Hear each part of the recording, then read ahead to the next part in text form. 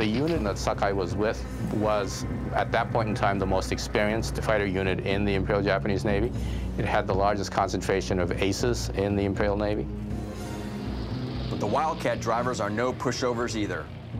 One of them is a young lieutenant named James Pug Sutherland.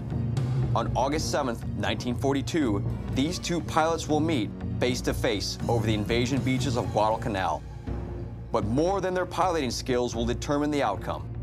It will also be a battle between their planes. So just how do the Zero and the Wildcat stack up?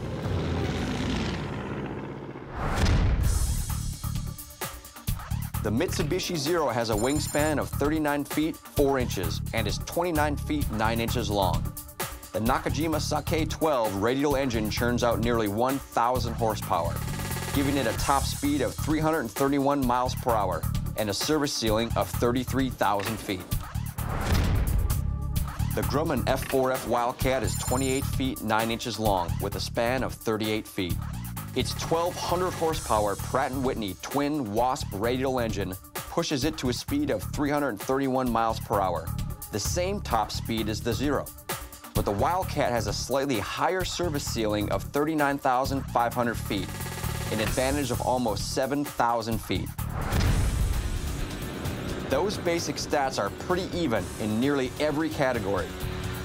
But will that still be true once we start to dig a little deeper? Let's take a look at the planes and find out. So here they are, the frontline fighters of the U.S. naval and Japanese forces in the opening days of World War II. The Mitsubishi Zero and the Grumman F4F Wildcat. Both aircraft were designed to be operated from aircraft carriers. But beyond that, they were very different planes built by engineers with very different design philosophies. I can't wait to strap in and see just how those different design philosophies are revealed in hardware.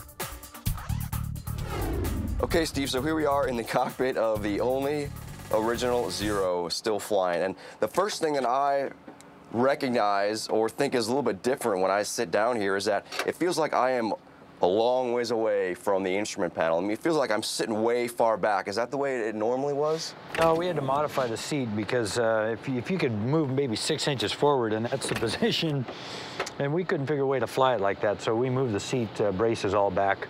You know, it was good for a guy with really short legs, but not for us long leggers. Yeah, I mean, but I mean, the Japanese people, Oh, yeah. they were shorter pilots, so yeah. that they built the plane for the pilot. Yep.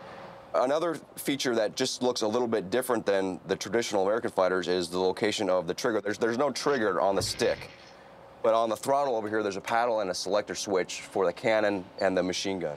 Yeah, that's exactly what it was. You know, there isn't a lot of electrical operated equipment in this airplane, so that was a cable that went to a handle, and on the throttle, you'd select guns, you know, either 30 caliber or the cannons. Yeah.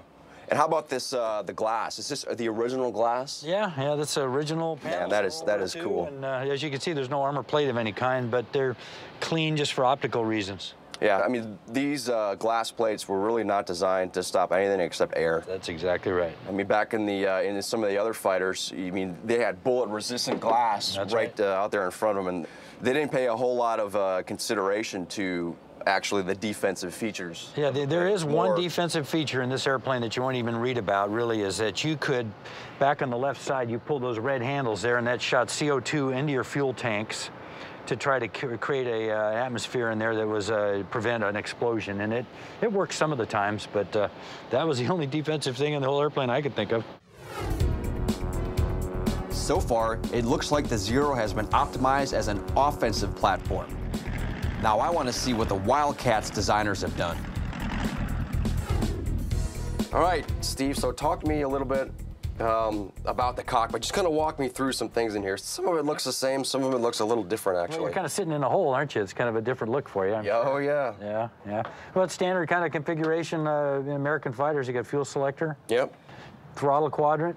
Trim controls on your left. Yeah, Flat panel on your left. got it. So as you're flying the airplane, You know, everything's on your left that you need to operate. And the stick seems fairly traditional. There's a button, I would guess, to either rockets or bombs or something like that, and then the trigger for the machine guns. Exactly. And glass seems fairly thin on the sides and the top. Exactly. A big, thick piece of flat plastic. They had a gun sight here, so there was no distortion. It could look through it, but that provided some kind of protection, just like the armor plate back here.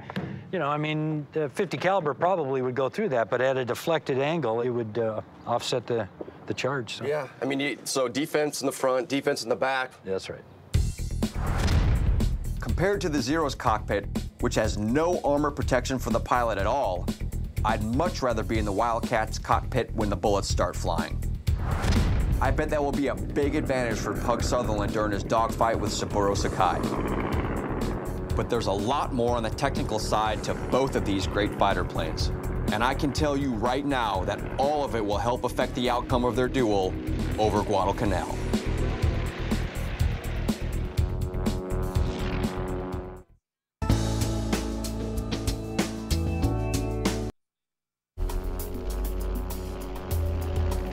The differences between the Zero and Wildcat extend well beyond the extra defensive features in the Wildcat's cockpit. Just by watching them execute basic maneuvers in flight, I can tell you that the Zero is far more nimble. Saburo Sakai will brilliantly employ this aspect of his fighter during his showdown with Pug Sutherland. Indeed, the Zero is built from the ground up to be an attacker. Since speed and maneuverability are among the keys to maximizing a plane's offensive capability, the Zero's designers start by making their aircraft as light as possible. It weighs 4,000 pounds empty. It has 1,000 horsepower, so I mean, you can imagine the performance the airplane has. But it has great climb and great maneuverability. And you know, one-on-one, you could easily out-dogfight any airplane from World War II with this airplane. The extremely light weight of the Zero contributes to another advantage it has over fighters at the time: its extremely long range. Now, you talk about it being about 4,000 pounds? Is that right? Empty weight, yeah. Wow, you know, that's about the weight of one external fuel tank in the Raptor. And that's something, yeah, this is that's a light crazy. airframe. Now, for fuel for the Zero, is it still in the wings, just like most of the other fighters? Yeah, it had 5 fuel tanks, not counting an external tank, but it had 5 fuel tanks. It totaled 180 gallons, and it could go 1,200 miles on 180 gallons. And you 1,200 miles. And you can go 1,200 feet, can't you, in a Raptor? Yeah, well, I guess you're right.